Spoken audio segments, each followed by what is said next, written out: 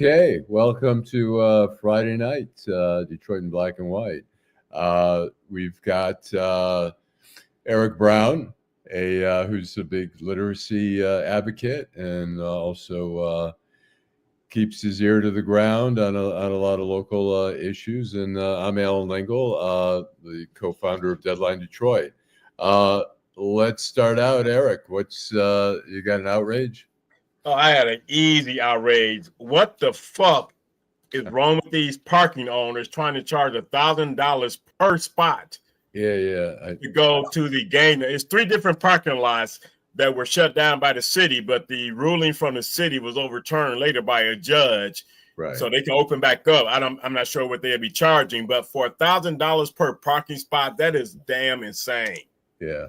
I think what happened was, and I don't know, whether we believe them or not. I think they're charging $150. They claim that it was part of an app, and they were just putting a placeholder. They had some explanation, and the judge said, "Okay, you can open up again, but obviously you can't charge that kind of money." But I think they're going to charge $150. It's sad. I mean, we're all trying to celebrate, and a lot of people aren't going to afford to really go to the game, and maybe they figure people who are paying $1,000, $2,000 a ticket can afford that type of stuff. But I agree with you. I mean, there's a certain greed. I mean, we see it all the time. We see it when there's floods and whatever, hurricanes, where we see, people coming in and selling bottled water and selling food and stuff like that, and really trying to, take advantage of people. But to that end, Allan, the 3 parking lots in question, they need to be boycotted in the future. And those lots are right in Paradise Valley at 1468 Randolph, 401 Gratiot, and 461 Gratiot. They're all right there off that I-375 Gratiot area, because at the end of the day, it's hard for me to. I mean, there is another article talking about an app, but at some point, some people paid that $1,000. So I would like to know: are they getting a refund down to the new price of? And these lots were charging between $900 and $1,000. So there's nothing in the article that I'm reading saying that the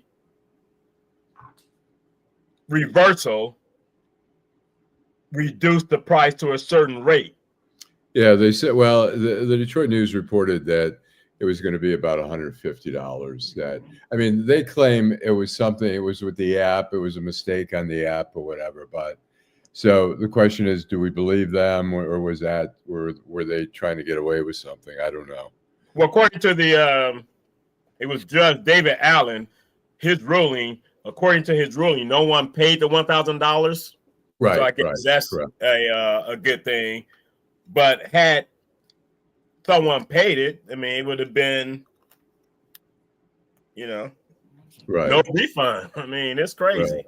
Well, yeah. Look, it's just really, you've got to have money to go to the games. To be honest, I prefer to watch it with friends or at home or whatever than actually go to the game where, the bathroom's right there, your food's right there. A lot of people obviously like the atmosphere there. They want to be part of history. It's a historical thing, but I'd rather not go. But, and that being said, it's so expensive. All the sports now are, you go to a hockey game at $80, $100 easily. Same thing with the Pistons. The Tigers, you can get kind of really a ticket. They have meal deals at the Tigers. Yeah. But because I haven't been to a Lions football game in well over 7-8 years. Right. During the playoffs, do the prices for the refreshments go up too? I'm sure everything is just, more. Wow. See, that's ridiculous. There's no excuse for that. People are getting paid, the wages are probably higher, the food is more expensive.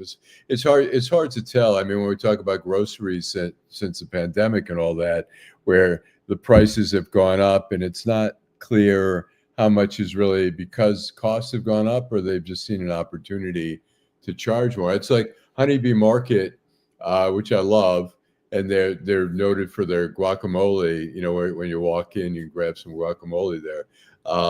They doubled the price during the pandemic because there was a shortage of avocados, but now there's an abundance of avocados, but the price remains. The price has not come down. It hasn't changed at all, and I think nobody's really changing the price. I mean, now when you go out to eat, if you have a drink, or if you have two drinks, and you go to a nice restaurant, I mean, it's easily, it's a lot of money, And one thing about the Super Bowl, even though people complain about the prices, most of the tickets for the Super Bowl are given away through corporate sponsors. For those Joe Blows like us that happen to be able to buy a ticket, I mean, it would be expensive, but most of the tickets are given away through corporate sponsorship. Right. Yeah. So that's interesting. One of my kind of outrages. It's interesting. I've been watching some of the confirmation hearings, and I mean, look, some of the people are pretty sharp about answering the questions, but it's like Pete Hegseth, whatever his name is. I mean, what's clear to me is that, I mean, I always feel like let's just forget about the hearings, because there's no disqualifiers. There's nothing any of them could do. There's nothing in their background. I mean, only Matt Gaetz reached such a high level because he was doing cocaine, paying teenage hookers. That was a little too much even for the Republicans to go with. But I think, as far as I don't see anybody, including Kash Patel, I don't see anybody not getting confirmed who we have on the table now, including RFK. It'll be interesting. I know there's some Republicans who are a little skeptical about his, and I don't have a problem with him raising questions about some of the health issues and stuff like that. I mean, he's anti-vaccine. I've got some problems with that, but I mean, in terms of the way fluoride in our water, and some of the things that we've just sort of assumed is okay. It's okay to take a look at it and examine if that's the best thing. But I'm assuming that he's going to get confirmed too. And see, this is the example of, my criticism of the last election and how elections do have consequences, because the electorate was so focused on the presidential race that no one was talking about the possibility of there being a Republican sweep. And I think had people kept their eyes on the prize, the Republicans would not have regained the Senate, and we wouldn't have this issue of some of these people being confirmed that have no business being confirmed. Right. And that's one of the consequences of people not keeping their eyes on the prize, people not understanding chess versus checkers. And now we have the situation that we have. No matter if you're Republican, Democrat, Independent, it is a sad state of affairs that we are stuck with some of these individuals that will be confirmed. Yeah.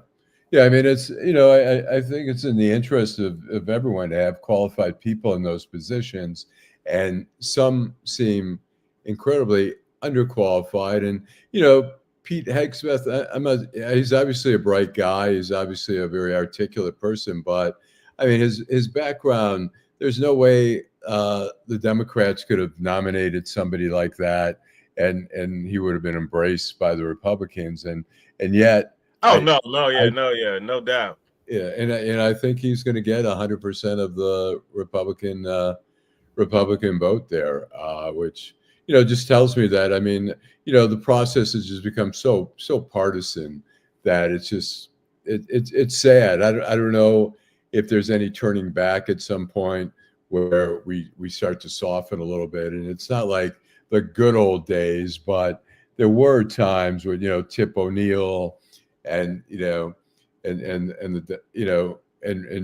Republicans worked together.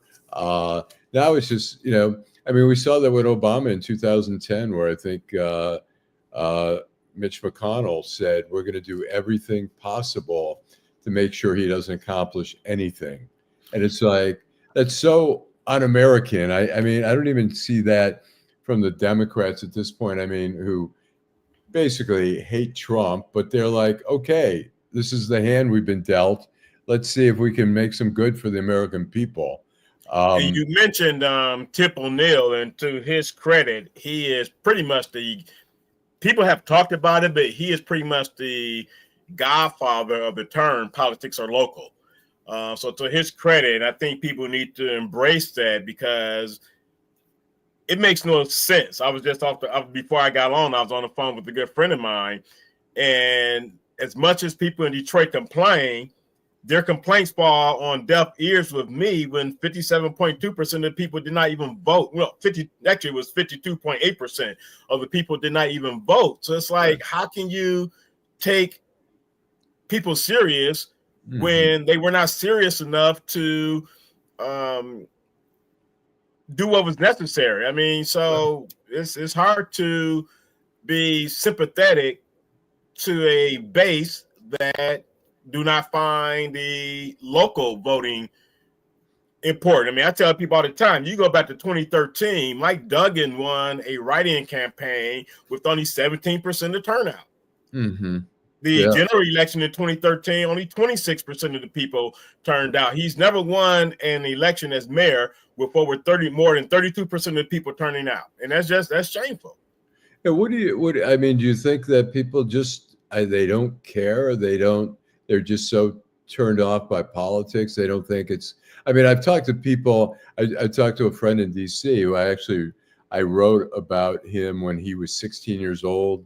He got shot in the back coming out of a party in public housing, and he's been paralyzed. He's in his early 40s now. He's been paralyzed since 16. Wow. Yeah. And we still talk all the time, and he's got a foundation of people who have gunshot victims, and they meet at the hospital and they do group talk, therapy and all that stuff. But, he says it doesn't matter. He goes, in our neighborhood, it never changes, no matter who we vote for. It doesn't matter. And do you think that's, in some people don't think it really matters? Well, yes, that's a lot of people think that, but at the same time, that's where it's incumbent upon the politicians, be it the right or the left, to get out in the community. And I think a lot of you say he was 16, he's about 40 now. So he's 40, about probably 41 or 42 now. So when he was in high school, that was about, 25, 30 years ago. Yeah. That was at the time where a lot of the school districts stopped teaching civics. And I think if civics was still a part of the curriculum in these schools, you will see a different perspective on elections, because it really taught you in the 8th grade an understanding of what politics was about. And then you also had the schoolhouse rock. I think that was one of the most foundational things, for at least when I was growing up, to be able to recite, how a bill becomes a law, your ABCs, your 1, 2, 3s. I mean, the multiplication, the division, adding and subtraction. That has a lot to do with the educational crisis being what it is right now. Right. Well, let me ask you, speaking of that, and you've had a lot of concerns about literacy. What is the literacy rate in the Detroit public schools, and why is it as it is? What's going on there? I mean, I can't speak to the why. All I will say is that the parental engagement needs to be better. And it makes no sense. What people fail to understand, once you're behind, playing catch up is almost impossible. Right. So pre-COVID, the literacy rate was already bad. In addition to that, you had an adult functional illiteracy rate in Detroit of 47%. So when you have the parents that are not literate, it's a hard burden placed on the teachers to do what they need to do within that 6, 7, 8 hours when the students are there. Right. Knowing when they get home, there's no assistance coming from a lot of the parents. And when you have 8th graders, where only 10% of them entering 9th grade are proficient in reading in Detroit, you have to realize in 4 years, those 9th graders will be adults technically, because once you graduate from high school, you consider an adult. But you had 2 years in a row. So last year's 9th graders who were at 10% proficient are now 10th graders Mm-hmm. from 2 years ago. And then last year's 8th graders, who also 10% are now 9th graders. So you talk about in three to 4 years, Allan, these will be the individuals out in society. Wow. And until people make a concerted effort, I don't care. You could do all you want about, because there's no, they have the new incentive for attendance. Mm-hmm. There's no research to show that just because someone is in school, they're learning. Right. The incentive now is to get that $1,000 over a 10-week period. Mm-hmm. That doesn't mean that that person is going to learn over that 10-week period. And I think that's where, the games that are being played, to think that one has a direct effect on the other, that's not true. Right. And it's disappointing for me to read a parent. I'm not sure if you're familiar with Chalkbeat, but Chalkbeat had an article. Yeah, sure. And you had a parent talking about how motivated her son is to go to school now. And my thing was, as a parent, you should have been motivating him to go to school without the incentive. Right. And that just, so we got to quit with the games and be serious about it. And until they are serious about it, because I'm a firm believer that the miseducation is intentional. When you look at the increasing rate of jail, because there's a definite correlation between the 3rd grade reading law and the fact that 85% of incarcerated men, mostly Black men, do not read beyond the 4th grade level. Mm-hmm. So there's a direct correlation. Right. Well, let's take a break, and we're going to come back. I'd like to talk a little bit about the Israel-Gaza agreement and what's going on there. So we'll be right back after the... In the heart of Detroit, Bruce Simpson. Our city ombudsman and his team are dedicated to making your voice heard. The City of Detroit Ombudsman is a liaison between the City of Detroit and all persons who have a complaint or inquiry into the operation of a city department or the conduct of a city employee. The Ombudsman works as an independent oversight to provide individuals with an opportunity of giving a confidential avenue to address complaints. You can reach the Ombudsman's office at 313-224-6000 or email us at ombudsmandetroitmi.gov. You can also visit us at the Coleman A. Young Municipal Center. For more information, go to www.detroitmi.gov and type in Ombudsman. We are here to help. In Detroit, we are all one team. When you win, we all win. Hi, I'm Eric Sabri, your Wayne County Treasurer. If you're living in the home of a deceased family member and you're facing property tax foreclosure, the probate process can be helpful to you. If you file a probate petition and notify our office, the foreclosure proceedings will be halted during the probate process. Contact us at 313-224-5990 or email us at taxinfo@waynecounty.com. We're here to help.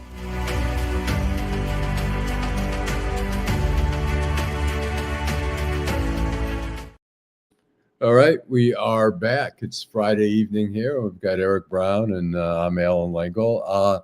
So we've hold on, Allan. Before the break, you said you were going to talk about Israel, but somebody just sent a message, and there are 2 other comments about not forgetting to talk about the California wildfires. All right, and there have been numerous public service announcements about the looting. So while people are still looting 3-4 days later after the PSAs, risking going to jail and just having a total lack of respect for their fellow man is beyond me. It's bad enough that people are very unsympathetic with regards to what's going on in the California wildfire areas.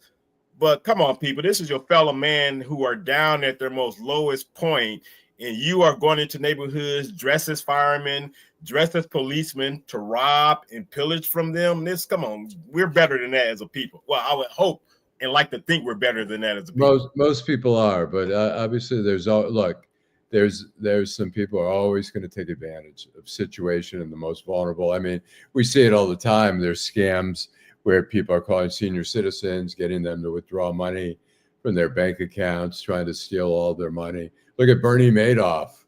I mean, there was a guy who just robbed everyone blind. Yeah, Some had a lot of he money. was more as a he was more of a Ponzi scheme though, wasn't he? Right. Yeah. Right. But yeah, so yeah, it's unfortunate there in California. I mean, and it's hard to tell what's there's people, it's become again a partisan issue where some of the Republicans are like, okay, we want to do conditional aid here and there, and some from the red states where today we were talking at an earlier show about how some of the red states down in the South want to put conditions and hold back money from California when those states take more federal money than they put into the federal treasury, where California puts a lot more into the federal treasury than they receive. But it's, look, people are suffering in California. People are suffering down whether Alabama or the Carolinas. Yeah, Hurricane Helene and all that. Then people are doing the compare and contrast. At the end of the day, these are natural disasters. No one asked for a hurricane to hit their area. No one asked for a tornado. No one asked for these wildfires. And I think people just need to show a little bit more compassion when it comes to situations like that. Maybe there were a few of the wildfires that were, well, not wildfire, a few of the fires that were intentionally set as people just being stupid. But for the most part, this is a situation of a natural disaster, not a man-made disaster. So people just need to find a little bit more grace and sympathy, because this is your fellow man that is suffering. I don't care how rich these people are, because everyone out there are not rich that are experiencing this bad time as a result of the wildfires. I think that's also a misconception. I mean, there are some obviously wealthy people. The Palisades, I think, have obviously some really nice homes and stuff like that. But there's some, middle class, lower middle class, whatever, however you want to call it. Altina, I think that area is just a lower, well, not lower class, but just an average middle class community. Right. And people just trying to get by. And so, I mean, it becomes everything. I mean, we become so tribal, whether it's class warfare or political warfare. It's like, come on, people are vulnerable. It's devastating. It doesn't matter. The wealthiest person, I mean, we all like the idea of going home and having a roof over our head. And when you get that taken away, it's a very emotional and horrible thing. And I've seen people, even in the nicer neighborhoods there, that were saying they're wearing clothes that were donated and stuff. They're living, in whatever, gymnasiums, churches, whatever kind of shelter it can. So it's sad. It's sad that we can't even in the harshest times find some humanity there. I mean, there are plenty of people helping out. People from all around the country are shipping. I mean, I donated a little money to the Red Cross for it. There are people helping out. And you mentioned the term class warfare, and I keep saying the greatest caste system. People think it's India. America's the greatest caste system in the world. I don't care what nobody say. Yeah. No, you're absolutely right. I mean, and now we see it particularly on both sides, the Democrats and the Republicans. Yeah, both sides. Yeah, it's not the caste system has nothing to do with politics. It's a system that's created in this country that people are, using as a way to get ahead, take advantage, and just be and by arrogant selves. And by policy, where we have like somebody like Miriam Adelson, whose husband was the big gambling magnate, Sheldon Adelson. I think she donated $100 million, but she wanted Trump to, would annex the West Bank in donate $100 million to what? She gave $100 million to the Trump campaign. Damn. Which is just the other thing is, I mean, that's all that dark money. I mean, now it's like you get around everything by donating to a PAC.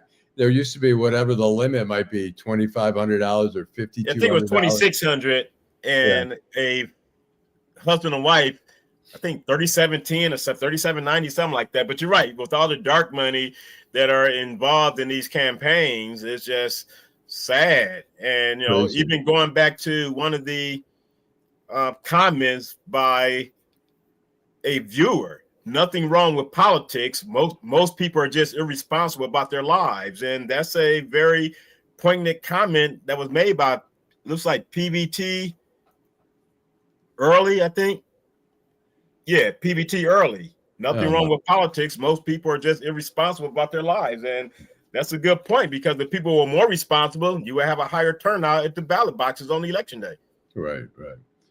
Yeah. Unfortunately, sports is no longer a sport. It's a business. That was by Allan Kadekel. Yeah. Well, it's been a business for a long time. It's been a business for a long time. Yeah. The NFL has really, they have got, it used to be the NBA. I remember traveling overseas back in the 90s, 92, 93, in Europe, Middle East. NBA was huge. You had Michael Jordan, you had Magic Johnson, you had the Bird. People were and the time differences in Europe, like 6, 7, in the Middle East, 7 hours difference. You had people staying up 3, 4 in the morning watching playoffs there. It was huge. And it seems like the NBA has kind of been watered down a little bit, partly through expansions, and partly I don't know that they've ever had you had Kobe Bryant, you've got some other people who are representing, but not at the same way that Magic and Jordan and Bird, and then you had, remember when Yao Ming, you had that great Asian presence. Right. LeBron has been a good representative of the NBA, but I don't think he carries quite that same level of rarefied air. He's phenomenal.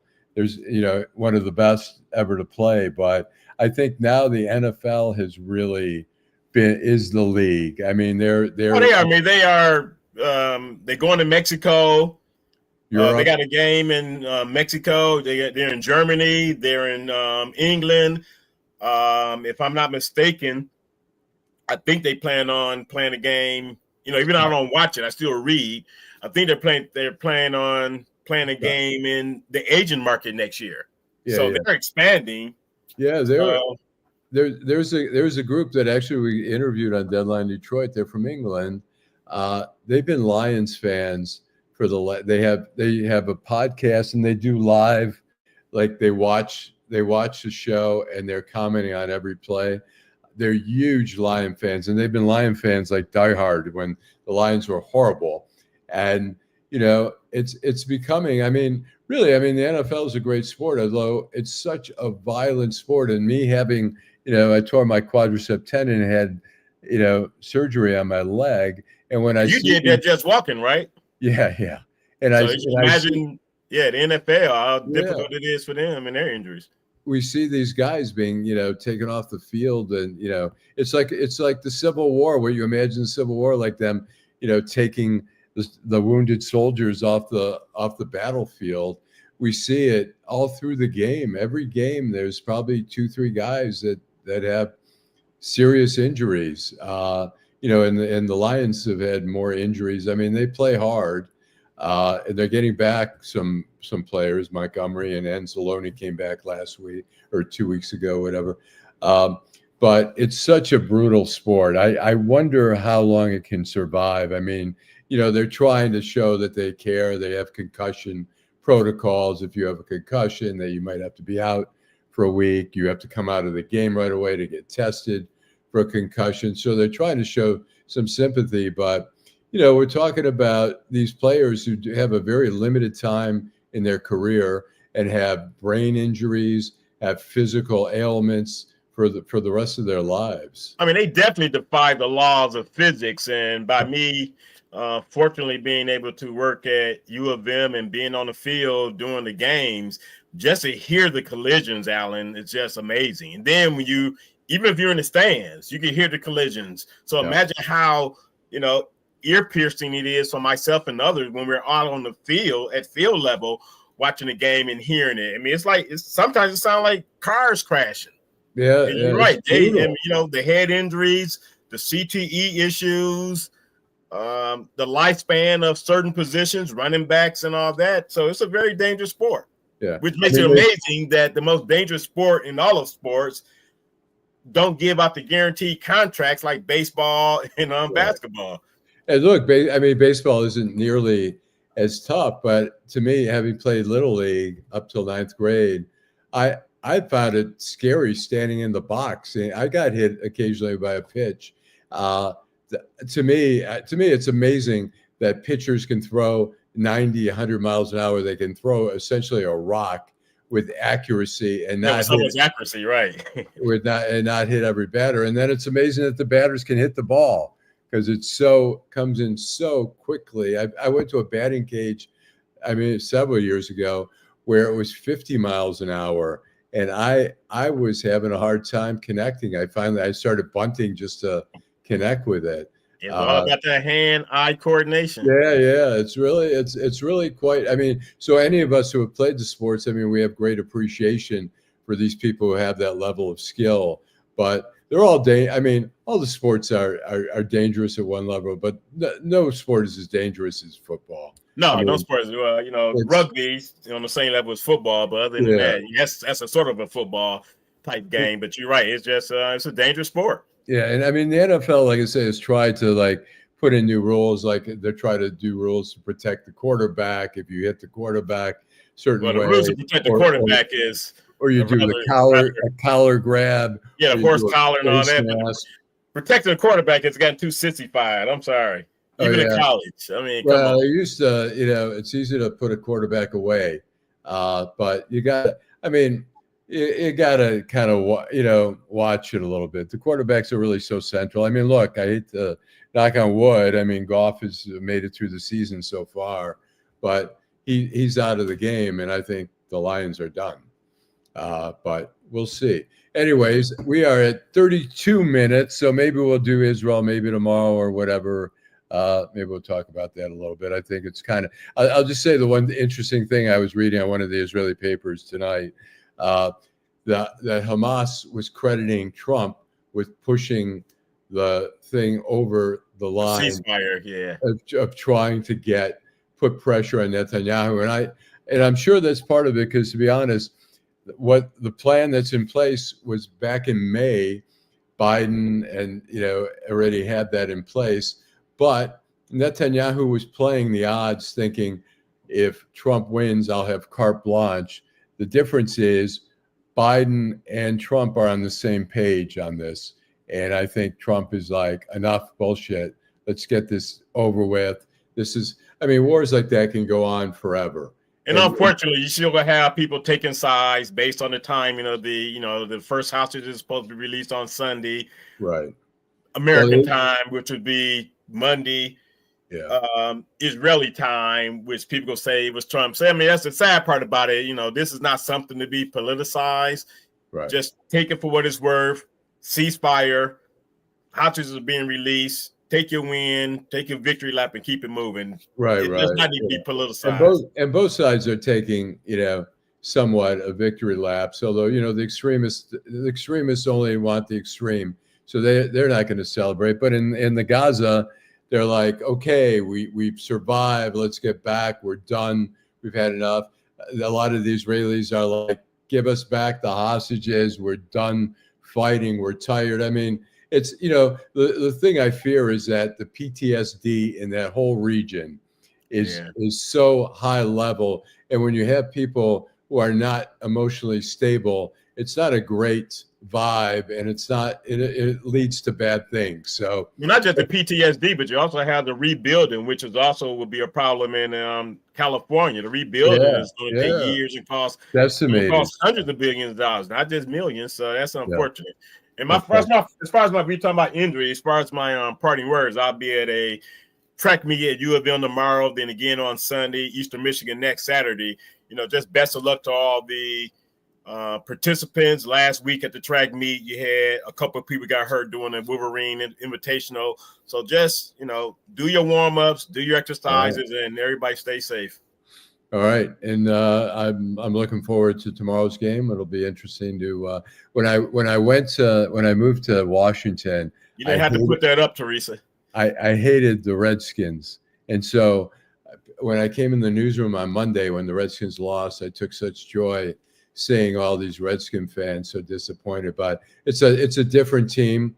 They got rid of the owner, Dan Snyder, who was regarded as one of the least popular owners of any sports team. Well, he was on the same level. Remember Don Sterling out of LA Clippers. So him and Don Sterling was on the same level. Right. Yeah, Dan Snyder was a horribly unpopular sports owner there, and the teams did horribly under him. And he brought in everyone. He brought Deion Sanders. He brought the old coaches back, and they just couldn't get their act together. But they've got a great team. They've got a new owner. They've got a new name. They got rid of the Redskins, and now they're the Commanders. So and they've got the Commanders or the Commandos? Commanders. They're Commanders. Okay. They are, and they've got a rookie quarterback who is really quite outstanding. So, but the Lions are. I mean, I've never seen a Lions team as good as this one. But so, anyways, so we'll see you tomorrow. Tomorrow we've got. I won't be there tomorrow. Oh, you talked to the audience. Oh, that's right. You'll be there. All right. We do have a show tomorrow. We've got White Boy Rick, who is in the cannabis business now. Are you coming back on? Yeah, he was good when he was on there last time. Yeah. So he's coming on, and so we'll have some interesting stuff to talk about tomorrow. And I think we're doing it. Teresa, are we doing it virtual tomorrow? She said it was remote tomorrow. Remote. Yeah. Okay. All right. So anyways, we'll see everyone tomorrow at 10 a.m. And everyone have a good evening. Have a good Friday evening. Be safe because it's supposed to snow tonight. Yep.